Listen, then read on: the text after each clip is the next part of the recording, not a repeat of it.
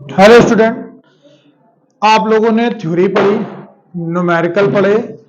अब हम लोग कुछ इंपॉर्टेंट क्वेश्चन है जो बहुत पूछे जा रहे हैं विकल्पी में। सबसे पहले तो आपने विकल्पी में वो क्वेश्चन लगाए होंगे जिसको मल्टीपल चॉइस कहते हैं, जो न्यूमेरिकल हैं।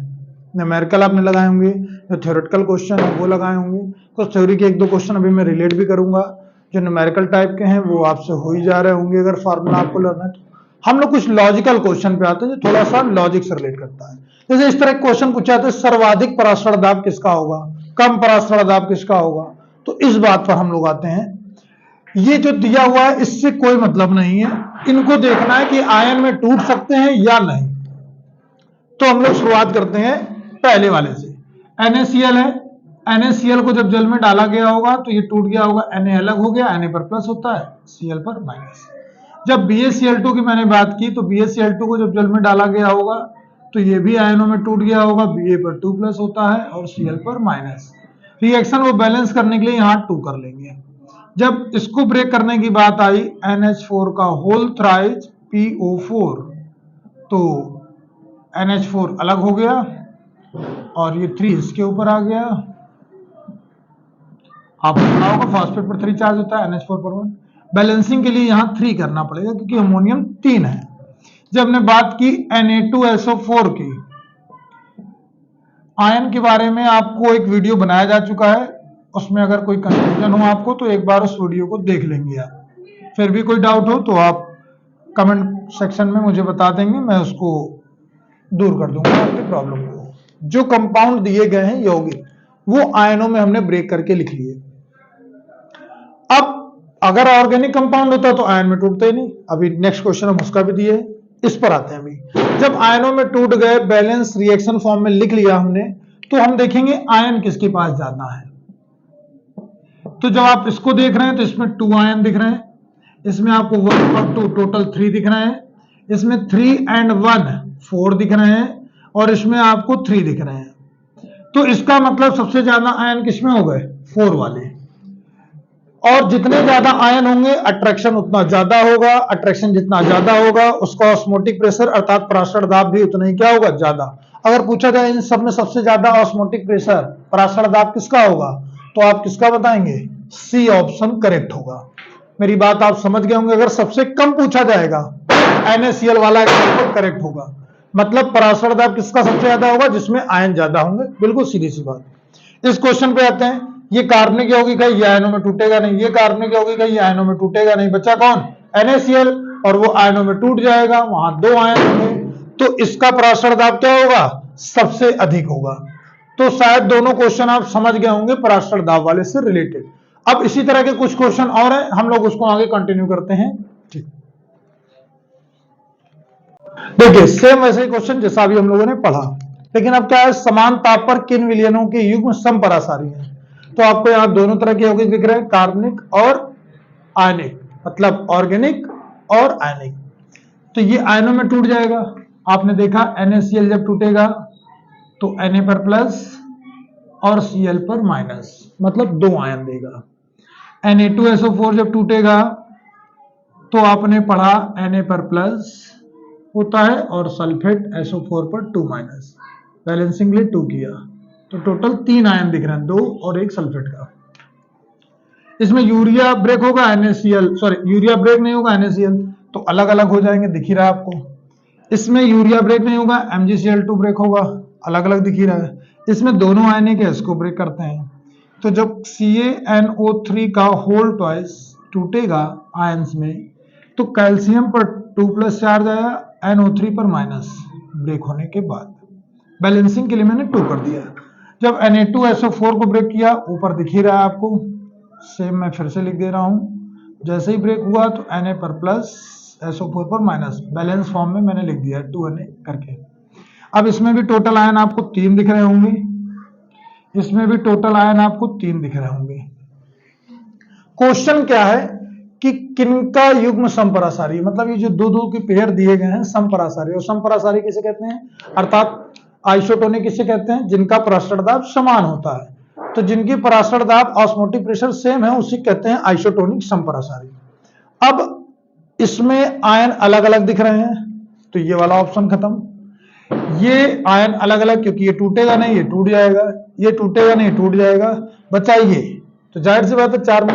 और कारण भी हम लोग समझ लें, दोनों में आयन समान संख्या में दिख रहा है, और समान संख्या में दिख रहा है मतलब दोनों कैसे हो गए, ये दोनों आपस में समपरासारी हो गए, अर्थात दोनों के पराशर दाब समान हो गए। आप समझ गए होंगे। तो ये पराशर दाब से रिलेटेड क्वेश्चन खत्म हो गए। अब हम लोग दूसरे टाइप के क्वेश्चन को देखते हैं आगे। अभी हम लोगों ने पराशर दाब ऑस्मोटिक प्रेशर के बारे में पढ़ा। अब हम लोग कुछ क्वेश्चन जैसे टेम्परेचर से रिलेट कर देते हैं, कुछ टेम्परेचर बॉइलिंग पॉइंट क्वथनांक से रिलेट कर देते हैं, वेपर प्रेशर से रिलेट कर देते हैं, जो राउल्ट लॉ में पढ़ा हमने वाष्प दाब। तो हम उनको भी समझते हैं थोड़ा सा। वाष्प दाब में औनमन सबसे अधिक किसमें होगा? तो पराशर दाब किसमें ज्यादा था? जिसमें आयन ज्यादा थे, क्योंकि जितने ज्यादा आयन पास होंगे उनमें दाब लगाना उतना ही कठिन होगा। जैसे आपने सॉलिड के लिए पढ़ा है, मॉलिक्यूल्स पास पास होते हैं लेकिन प्रेस करना कठिन होता है। तो आयन जितने ज्यादा होंगे दाब उतना ही ज्यादा लगाना पड़ेगा ऑस्मोटिक प्रेशर के लिए। पराशर दाब की बात खत्म हो गई थी। अब हम लोग बात करेंगे वाष्प दाब की। अगर हम लोग दूसरे वाले क्वेश्चन को पहले देखें, अगर कि निम्न में से सबसे कम वाष्प दाब वाला विलयन है, तो आप देखेंगे ये दोनों तो आयनों में टूटेंगे नहीं, क्योंकि ग्लूकोज और सुक्रोज दोनों ऑर्गेनिक कंपाउंड है, कार्बनिक यौगिक। इसका सूत्र होता है C6H12O6, इसका होता है C12H22O11, मतलब कार्बन का है। तो ये दोनों तो पहले ही आयन में नहीं टूटने वाले हो गए, ये दोनों आयन में टूटेंगे। तो जब NaCl टूटेगा तो 2 आयन देगा, एक Na का एक Cl का। जब K2SO4 टूटेगा तो K2SO4 3 आयन देंगे, और जब 3 आयन देंगे K पर प्लस हो गया, SO4 पर 2 माइनस हो गया। रिएक्शन बैलेंस करने के लिए 2 करना पड़ा। तो यहां पर आयन टोटल आपको कितने मिल गए? 3। हम लोग आते हैं वाष्प दाब किसमें कम होगा। वाष्प दाब सबसे कम वाष्प दाब वाला विलयन, तो जब हम लोग आयन ज्यादा होंगे, अट्रैक्ट ज्यादा करा रहे होंगे उसे, तो क्या वो वाष्पित होगा? नहीं होगा। तो सबसे कम वाष्प दाब किसका होगा? जिसमें आयन ज्यादा होंगे। पराशर दाब सबसे अधिक होगा और वाष्प दाब सबसे कम होगा, क्योंकि वो वाष्प बनाएगा ही नहीं। कौन? जिसमें आयन ज्यादा होंगे। तो आयन ज्यादा किसमें है? डी ऑप्शन इसका करेक्ट हो जाएगा। अब हम लोग इसी को रिलेट करते हैं उसमें। अब इसका वाष्प दाब कम हो गया, तो अगर कम हो गया तो मतलब विलयन का कम हुआ ना, और ये वैल्यू जितनी कम होगी अंतर उतना ही ज्यादा आएगा। अब हम लोग बात करते हैं इस क्वेश्चन की। अवनमन सबसे अधिक, अभी हमने कहा अंतर ज्यादा आएगा कब? जब विलयन का वाष्प दाब कम होगा। तो इसमें वही है, जिसमें आयन ज्यादा होंगे उनका वाष्प दाब सबसे कम होगा, और वाष्प दाब कम होगा तो उनका अवनमन कमी भी क्या होगी? सबसे ज्यादा होगी। क्योंकि अगर ये वैल्यू कम होती गई तो इनको सॉल्व करने वाला वैल्यू क्या होगी? ज्यादा होगी। जैसे अगर ये वैल्यू हमने कह दिया कि 9 है तो अंतर कितना आया? 1। अगर ये वैल्यू 8 होती तो अंतर कितना आया? 2। मतलब ये वाली वैल्यू अगर घटेगी, वाष्प दाब घटेगा, तो अवनमन अर्थात अंतर बढ़ेगा। तो अवनमन सबसे अधिक किसका होगा? BaCl2। क्यों? क्योंकि जब ये आयनों में टूटेगा तो ये 3 आयन देंगे, और ये कितने आयन देंगे? 2। ये दोनों तो देंगे ही नहीं, और जिसमें आयन ज्यादा देंगे वही वाला करेक्ट हो जाएगा। तो ये दोनों बात आप समझ गए होंगे। अब आते हैं तीसरे क्वेश्चन पर। क्वथनांक, अगर अट्रैक्ट कर रहे हैं, आयन ज्यादा है, तो उसको तोड़ना भी तो कठिन होगा। अगर तोड़ना कठिन होगा तो ज्यादा टेम्परेचर देना पड़ेगा बॉयल करने के लिए। तो क्वथनांक सबसे ज्यादा किसका होगा? जिसमें आयन ज्यादा होंगे। तो क्वथनांक भी सबसे अधिक किसका होगा? ग्लूकोज। ये दोनों टूटेंगे नहीं, ये जब टूटेंगे ये 2 आयन देंगे और ये 3, क्योंकि जब KNO3 टूटेगा तो K अलग हो जाएगा, K पर प्लस NO3 पर माइनस। आपने देखा 2 आयन मिले। लेकिन जब Na2SO4 टूटेगा तो Na अलग होगा और सल्फेट अलग होगा। रिएक्शन को बैलेंस करने के लिए हम लोग यहां 2 करेंगे, तो आयन कितने होंगे? टोटल 3। आपको दिख रहा होगा आयन जिसमें ज्यादा उसका क्वथनांक अधिक। मेरी बात को समझिए, जिसमें आयन ज्यादा उसका पराशर दाब सबसे ज्यादा, जिसमें आयन ज्यादा उसका क्वथनांक भी ज्यादा, क्योंकि तोड़ना भी कठिन होगा। जिसमें आयन ज्यादा उसका वाष्प दाब सबसे कम होगा। मैंने वाष्प दाब का अवनमन नहीं कहा है, आप मेरी बात को समझिएगा। वाष्प दाब कम होगा लेकिन वाष्प दाब का अवनमन अधिक होगा। कोई कंफ्यूजन ना रहे आपके पास, मैंने रिलेट कर दिया इसीलिए। अब एक क्वेश्चन इस तरह का बन रहा है 2-3 सालों से, निम्न में यह सांद्रता तापमान पर निर्भर नहीं करती है। आपने कंसंट्रेशन पढ़ा है, सांद्रता, नॉर्मलता, मोल प्रवाह या भौतिक के आधार पर भी पढ़े कुछ। जैसे हमने बताया था द्रव्यमान आयतन, आयतन प्रसरता, तो ये सब सांद्रता में आते हैं। किसी भी सूत्र में अगर द्रव्यमान की बात की गई तो ताप बदलने पर द्रव्यमान में परिवर्तन नहीं होता है जनरली, आयतन आसानी से परिवर्तित हो जाता है। तो आप ध्यान रखेंगे मोललता ताप के बदलने पर नहीं बदलेगी क्योंकि उन दोनों में द्रव्यमान चाहिए, मोल के लिए भी और विलायक के भार के लिए भी। आपको यह भी याद रखना है मोल प्रवाह उसमें भी नहीं चाहिए, द्रव्यमान द्रव्यमान कहता उसमें भी नहीं चाहिए। तो जहां पर आयतन की बात नहीं की गई, केवल द्रव्यमान की बात की गई है, वहां पर ताप का प्रभाव नहीं पड़ेगा। तो आप इस क्वेश्चन को देखिए, मोलरता सूत्र आपने पढ़ा है मोलों की संख्या बटे आयतन लीटर में, तो ये वाला गलत क्यों हो गया समझ गए होंगे आप, क्योंकि तापमान पर निर्भर करेगा क्योंकि आयतन आया। आप हमने बात की नॉर्मलता, इसमें भी आयतन आएगा तो ये वाला भी क्या हो गया गलत। द्रव्यमान आयतन ये भी गलत हो गया, यहां ऑप्शन करेक्ट कौन है मोललता। होता मोल प्रवाह भी मैंने कहा, द्रव्यमान द्रव्यमान भी होता है प्रस्तुतता में, लेकिन यहां वाला ऑप्शन जो है मोललता, तीनों होते हैं, जो ऑप्शन दिया होगा उसके अकॉर्डिंग टिक करेंगे। यहां मोललता दिया तो मोललता वाला सही होगा। तो आप इस तरह के क्वेश्चन भी समझ गए होंगे जो क्वेश्चन बन रहे हैं, और एक दो टाइप के क्वेश्चन और बन रहे हैं उसको हम लोग आगे समझते हैं। तो ये किस तरह का क्वेश्चन भी और आ रहा है कि शुद्ध जल की मोलरता ज्ञात कीजिए। अगर कुछ नहीं दिया है तो हमें करना क्या है, डायरेक्ट विकल्पी के रूप में आएगा, आप क्वेश्चन का आंसर रट लेंगे दे देंगे। लेकिन अगर आपको कुछ दिया नहीं है और 2 नंबर में 3 नंबर में न्यूमेरिकल पूछ लेगा तो क्या करेंगे हम, तो उसके लिए हम लोग इसका सोल्यूशन करते हैं। क्या करेंगे, आंसर देखते हैं।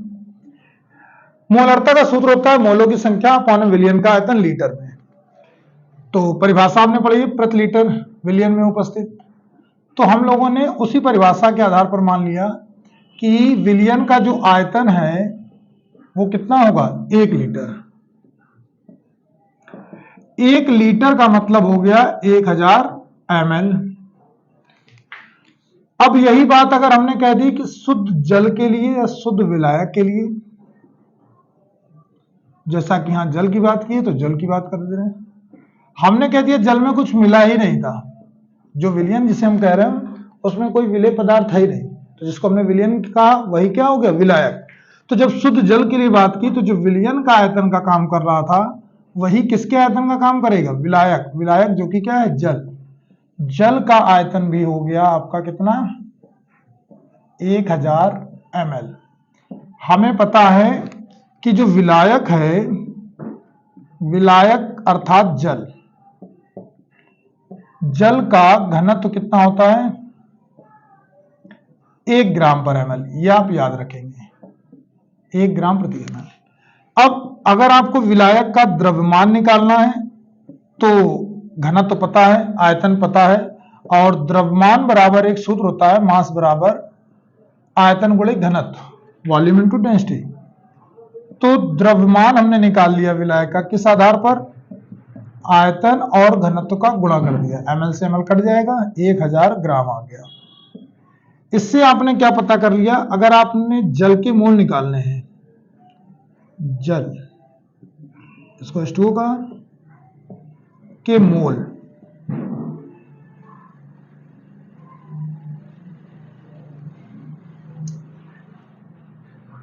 कितने हो जाएंगे, द्रव्यमान बटे अणु भार, जो मास है गिवन मास अपन मोलर मास, डिवाइड करने पर 55.55 बढ़ता जाएगा, इसलिए समथिंग में 6 कर लेते हैं, ये मोल आ गए। अब मोल आपको पता चल गए। अगर मोलरता पूछता है तो मोलरता के लिए सूत्र होता है क्या, मोलों की संख्या अपॉन विलियन का आयतन लीटर में, और मोल कितने आए हैं यहां जल के 55.56। आयतन विलियन का लीटर में लेंगे तो 1 आएगा, मतलब यही हमारा आंसर हो जाएगा, जिसको हम लोग कह देंगे मोल पर लीटर। मेरी बात को समझिए आप, अगर डायरेक्ट पूछता है यही मोललता पूछता तो भी 1 किलोग्राम कर देते, 1 से डिवाइड करते। तो मोलरता है या मोललता कुछ भी पूछता सांद्रता के रूप में, तो शुद्ध जल की मोलरता हमें याद रखनी कितनी होती है 55.56। लेकिन अगर न्यूमेरिकली पूछता है तो कैसे करेंगे, ये तरीका आपको कर दिया गया है। तो जितने महत्वपूर्ण क्वेश्चन थे, इंपॉर्टेंट क्वेश्चन थे, मैक्सिमम हद तक सभी को मैंने कवर करने का प्रयास किया है। फिर भी अगर आपको कोई पर्टिकुलर क्वेश्चन पूछना है तो आप अपने क्वेश्चन को भेजिएगा, उन सभी क्वेश्चनों को जो आप लोग पूछेंगे उन सब के बेस पर एक वीडियो में और बना दूंगा। आज मैं इसको यहीं फिनिश करता हूं, सॉल्यूशन का टॉपिक इसके साथ फिनिश। Thank you.